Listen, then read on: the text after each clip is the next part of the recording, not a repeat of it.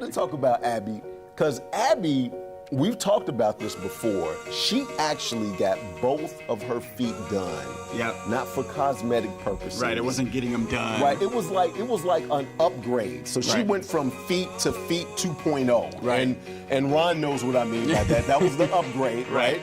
To where she got everything together so she could run longer, faster, stronger, the whole nine. Right. Now, the person behind it all is here here today. Yeah. Right?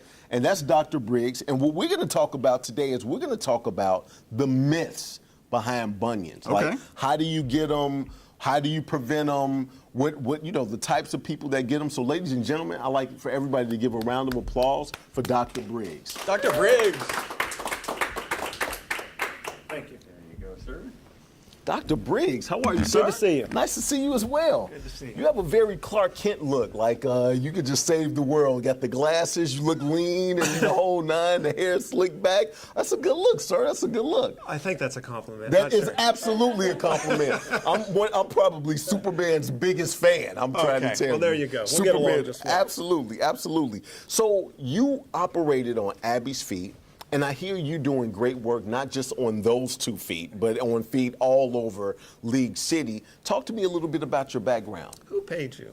No, we'll talk about that later. Okay. You don't do that in front of everybody, right? No, Abby came to me roughly maybe 4 months ago and told me that she was having some problems with her bunions and she couldn't do triathlons like she used to. And we looked at them and I said, first and foremost, it's not because you want to get into high heel shoes, correct? And she says, that's correct. I said, okay, then we'll look at these. So we decided on a game plan, and it was a fairly aggressive game plan to get her back running, biking, and swimming again. And we operated on her first bunion, I think 4 months ago now. And we're back. She had her back on her feet in 2 weeks in a walking boot, and then back into a tennis shoe at usually about week 5. A week after that, because of the way Abby is, she decided she wanted to have the other foot done. Yes. Which is one of my earliest post-surgeries to have the other foot done.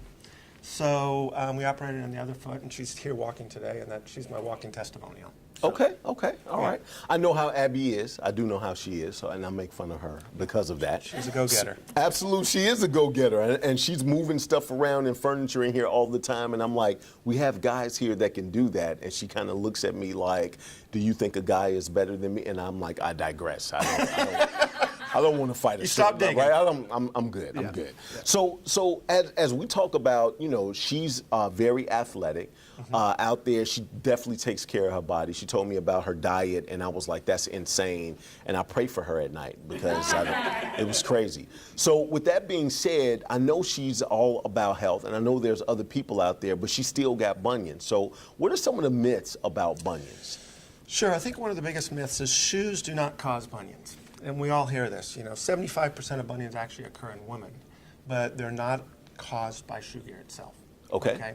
We believe it's what we call an atavistic trait, meaning it may have come from our roots as chimpanzees. I know this is controversial, but the chimpanzees had opposing thumbs on their feet so that they can climb trees. Okay. So some of that trait may have been passed down over the years, and unfortunately, a percentage of our population has developed that.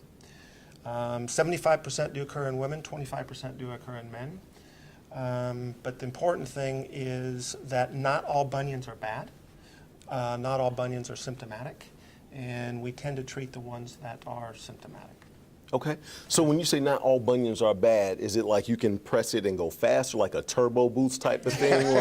like this is the upgrade. I can really outrun you. Let me get to my bunion. And okay. So the ones that you operate on, or the bad ones, is there any way to prevent those, or to before it gets so far gone that you can kind of bring it back? Or there's no great preventative measures. I will tell you there are some therapies that may help and alleviate some of the symptoms that are associated with bunions. And we try to tape bunions and strap bunions and use wider shoe gear. The possibility of anti-inflammatories may provide some benefit. Activity modifications may alleviate some of your symptoms.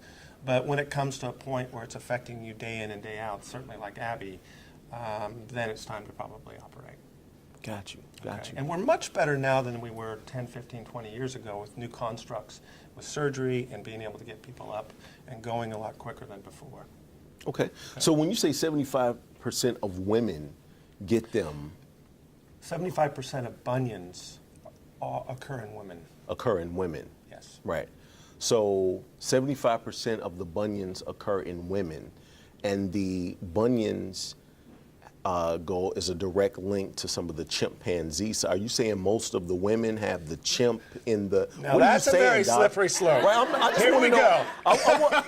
I want to make sure I know what you're saying. So Okay, when yes. I get home and start arguing with my wife, I can stand on the facts, right? I can stand on the facts. Well, we don't know everything about the DNA, but we share 97% of the DNA with the chimpanzee. Okay. Okay? Now, I wish I can tell you more why women develop bunions more prevalently than men, but I would be very cautious about saying that, especially to your wife. I like to kind of kick up dust a little bit at home sometimes. So I just need to know when an argument comes out, I can just have a go-to. So let me ask a question. So what are some of the symptoms of when you need to get a bunion checked out? Sure. Most people complain of pain on the inside part of the foot, next to the big toe joint. It'll become red, possibly burning type sensation. Some people complain of pain on the ball of the foot from the bunion itself. Most of the time the pain is over prolonged periods of time. The more that you stand on it, the more symptomatic you become.